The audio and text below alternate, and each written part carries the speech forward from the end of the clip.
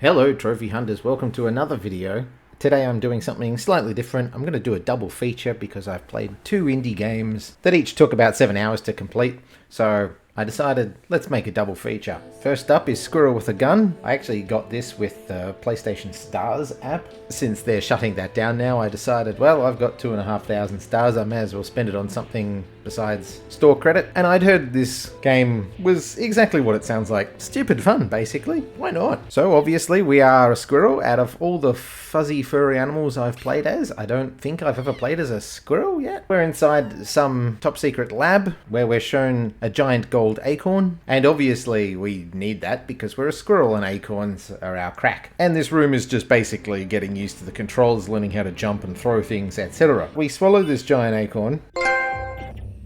And Agent Klutz breaks in, falls over, loses his gun, and we get the gun of the title. So now we are indeed a squirrel with a gun. So we take out our first agent and we do our first gun takedown and escape out into the lab. For some reason this lab has floors made of lava. I don't know why. It seems like a bit of a design flaw. Further on we find a machine gun and I do a takedown with that. I find my first skin, which is an eye patch beret combination, and we climb to the top of the secret bunker and escape to a town, even though it seems that there is a lot of people that live here that just somehow look suspiciously fake. But immediately we're attracted to a car hologram or something with numbers conveniently placed above it to show you exactly how many gold acorns and regular acorns we're going to need. So it seems we're going to need to get 12 gold acorns and we're going to have to solve some puzzles to get these acorns. Climb the first flagpole. There is no graceful way to get down from these things. This squirrel guy can unhinge his jaw just like a snake. Given the size of these gold acorns, since they are 2 or 3 times larger than the squirrel and must weigh at least the same amount. Are you sure this is a squirrel and not a snake in disguise? I'm bouncing around on these awnings which fell down on these guards, and now I can grab their guns because they're dead and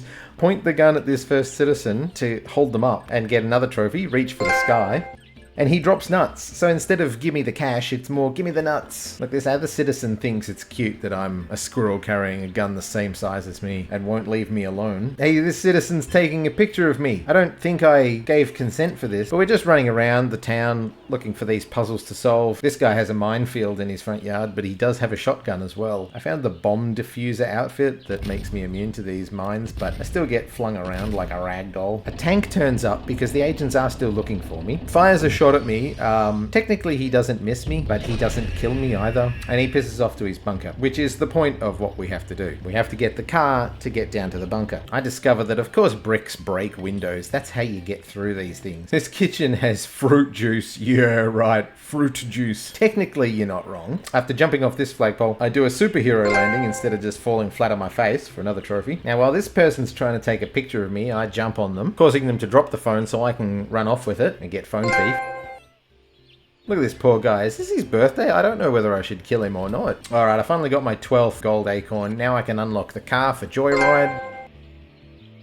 I took it to the skate park, did a couple of tricks, but then went down to the bunker. This stupid driving segment is worse than a Mario Kart game. The dead bodies of these agents and their weapons would sometimes fling me into the lava, so you have to go fast, but you also have to go a bit slow. It was just irritating. But we got there in the end. And we arrive at the end of the bunker, which is a boss with Father, who is the pilot of the tank. Now the tank has obvious weak points on the wheels, so we shoot at them, then we got to go underside to shoot off the front scoop, or whatever you call it. And then we have to shoot the top hatch. This is where it gets difficult, because as soon as you climb up onto the turret starts spinning. The guy on the turret should be repairing the tank. That's the whole point of shooting out the wheels. He's like, nah, Squirrel must spin this turret as quickly as possible and fling me the fuck off. Fucking irritating. But after a few attempts at trying to shoot the hatch on top of the tank, which was giving me the shits, I noticed that there were bombs on the top of the turret as well. Now the game never tells you to throw bombs in, but I popped the hatch, and there are two methods of throwing. There's one that is dropping the bomb at your feet, or the other method is throwing it into the next solar system. I forgot that I had the ability to slow down time as well, and then realized that that's probably the best way to do it, to stop the turret from knocking me off. So a few attempts, I could drop a bomb down the hatch, get out of the way quick, and eventually we defeated the boss.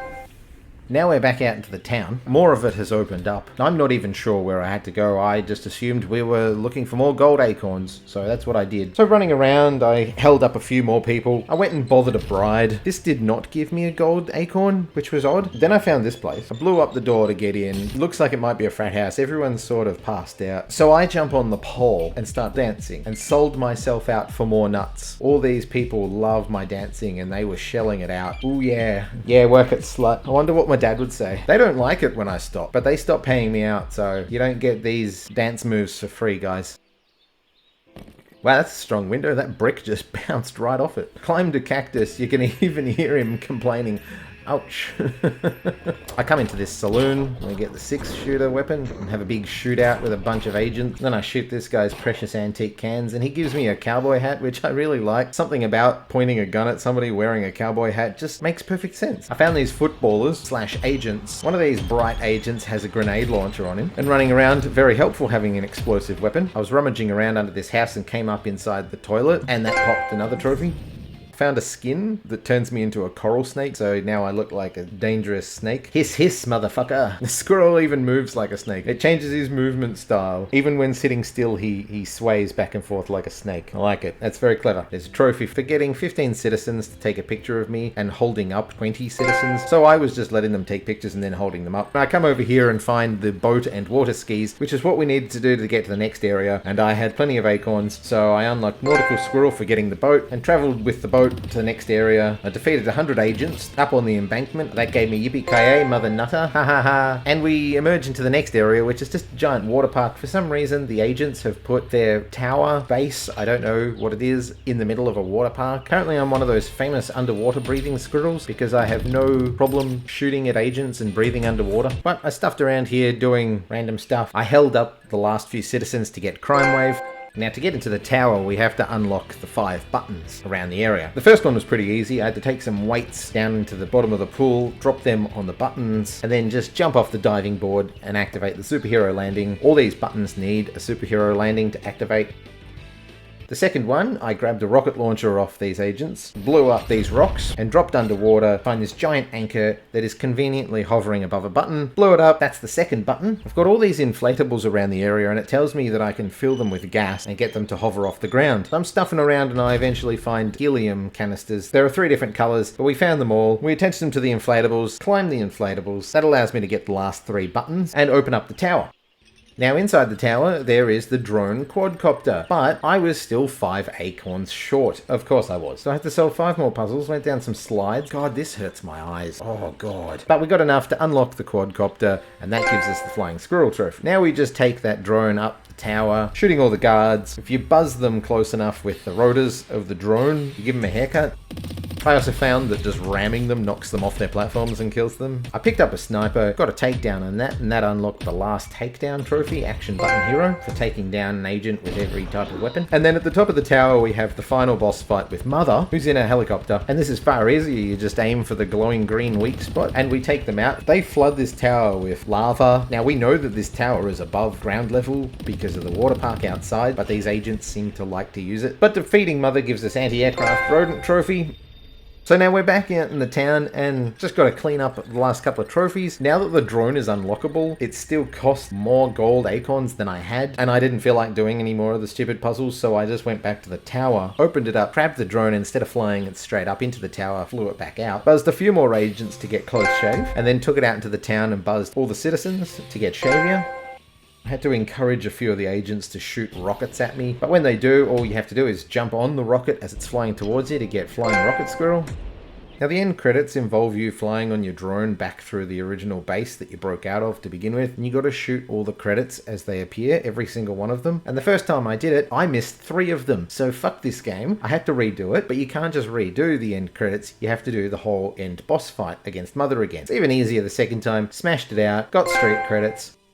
Went back to town, and all I needed to do was drop an explosive in the outhouse. What are you keeping under that outhouse? That's not what I expected to come out of there. Yeah, sure, it's oil, guys. But that gives us I'm an oil squirrel and unlocks the platinum. Now, what can I say? This game reminds me of the same kind of humor that Destroy All Humans had, but the gameplay is much more like Bee Simulator, and that is to say shit. So I was expecting a wacky, fun game, and it was funny. I laughed at it, but it wasn't fun to play. The second indie game for the day is Jusant, or Jusant, which has been one of the free games of the month. And if you've ever played a game like Journey or Rime, this is very much that. Walking along, very pretty scenery, and it is explained right at the beginning that Jusant is French for whatever it says on screen right now. Basically, the tides have gone out, the oceans have ebbed away. Our player character is going to ascend a tower that has been abandoned. And this character must have been out in the sun a long time because he or she has very orange skin. So because we're ascending a tower, the whole game's main mechanic is rock climbing. So we go through the climbing controls, which are very interesting. We've got to use the trigger buttons to climb. L2 and R2 to alternate your hands as you climb. It does seem tricky at first, but once you get the hang of it, you can actually climb quite quickly. But we pick up our first letter. This game is full of collectibles, 5 different types of collectibles, and all of them relate to the backstory, since there's no dialogue. I skimmed through most of them, but I did read a chunk of them. We also pick up our first shell. I've got to say, this is the most realistic jumping I've ever seen in a game. Every other game has your main character jumping 6 to 10 feet just from a standstill, which nobody can do in real life. This guy can barely get a foot off the ground, which I think most of us can agree is the best we could all do from a standstill jump. There are a lot of moments of exploration where it seems that there are 2 paths to take, and because the game's full of collectibles, we all know that one direction has all the collectibles and one is the right path. So here I go down this way and find my first can. And we climb the lighthouse, and we come to a... What is that? Oh, it's a horn. Oh, okay. You put your shell into it. Okay. So you blow into it, blow your horn into it, and at first it doesn't do anything until your pet blob comes out of your backpack and uses its magic. And this starts the second chapter, and we are introduced to our pet blob called a ballast, which is a creature made of water, and you can give it a hug and a pat, and that unlocks adventure buddies. This creature helps you find things in the world and activates plants to help you climb. We find the first fresco. A lot of the architecture of this society is built off flotsam and jetsam, repurposed into scaffolding. Because the ocean has receded so much, there's a lot of debris. Now, this stupid little creature is called a choco. It looks like a pig, but I think it's actually more like an echidna or a platypus. But I scared 10 of them back to its burrow hatch thing and got boogie choco. And we found the first altar, which means we've found the first of all the collectibles at this point. And as we're ascending, we come out into the blazing sun, and this brings us to chapter 3, which introduces the heat mechanic. As you're climbing and jumping, your stamina goes down. Sometimes you have to rest to get it back up again. But when you're out in the sun, this heat also drains your stamina quicker, and it destroys plants. When we find these frescoes, our little blob helps us activate them. And our character makes this noise of discovery.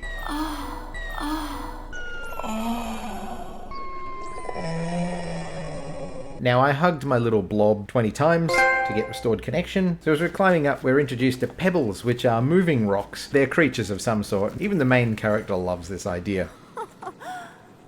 So you grip a hold of them and they carry you up. And if you use the ballast's freezing ability on 25 of them, we get this one. I also rested my stamina 50 times to get fresh air.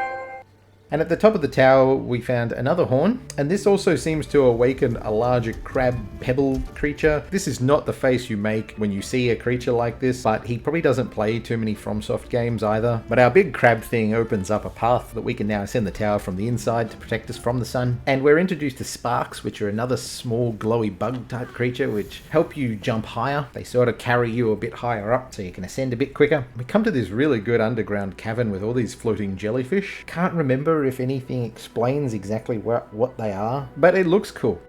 But of course, we're still climbing, we're still ascending, the whole game is ascension, and we find another horn, and this unleashes a much bigger swarm of these glowy sparks. And these guys carry us up even higher through a cutscene, where chapter 5 begins, and this is where we're back on the outside of the tower. We have now transcended the sun, and now we have to compete with the wind, which, much like the heat, does sap our stamina if we're directly into it, but it also helps us make larger jumps if it's blowing the right direction.